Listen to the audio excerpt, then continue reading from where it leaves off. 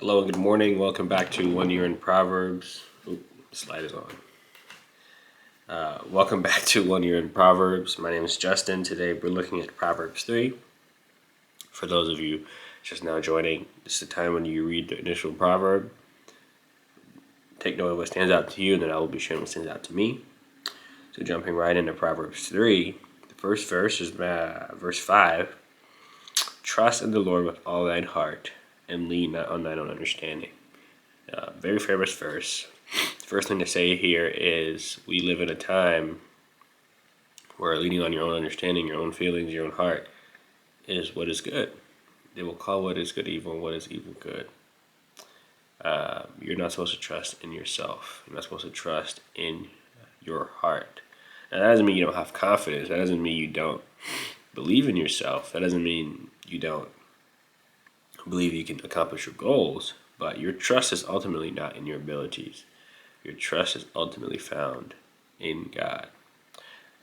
And your wisdom, your knowledge of how the world works, where it's from, shouldn't originate with man, right? We live in a time where the two dichotomies of thought start with the starting points of we weren't created by God, and then we came to be over many millions of years, or we were created by a God,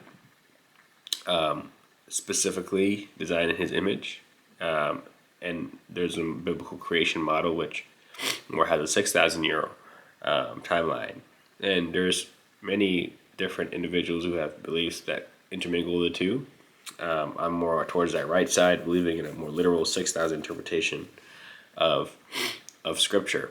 And that reinforces my faith, knowing that I was made in God's image and not just a random chance. So I don't lean on my own understanding or the understanding of man to explain why I'm here, right? I lean on God's understanding and God's explanation.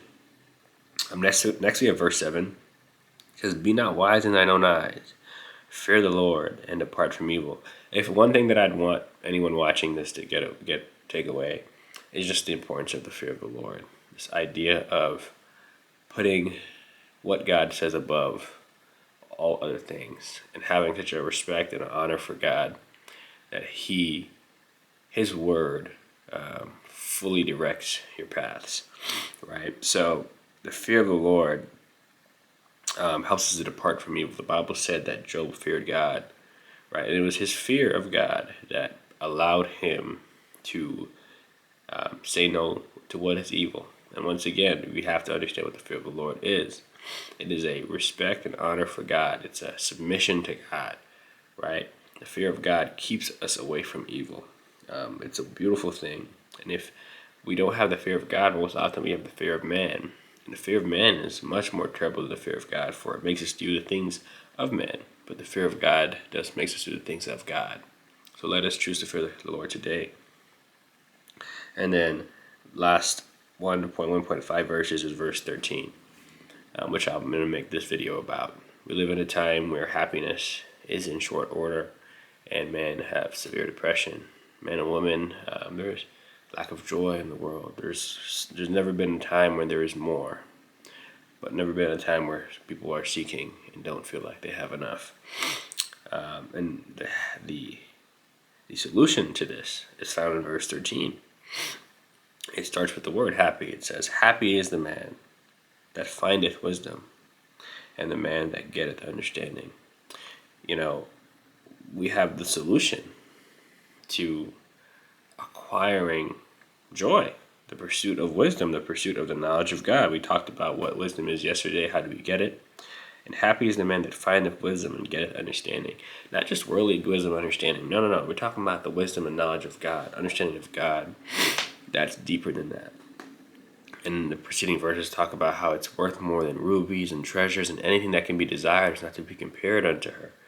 Because she gives length of days, and she gives honor, and she even gives riches, right? Her ways are pleasant, and her paths bring peace. That's what wisdom does. The Lord used wisdom to create the world. That you have access to that through Jesus Christ, the wisest human to ever live. And then verse 18, just to top it off, says, "She's a tree of life. She is being wisdom to them that lay hold upon her, and happy is everyone that retaineth her." Once again, happy is everyone that retaineth her, keep her in his heart or her heart. So may you keep wisdom in your heart today. May you choose to use wisdom. May you choose to seek wisdom. May you choose to trust in the Lord with your own heart.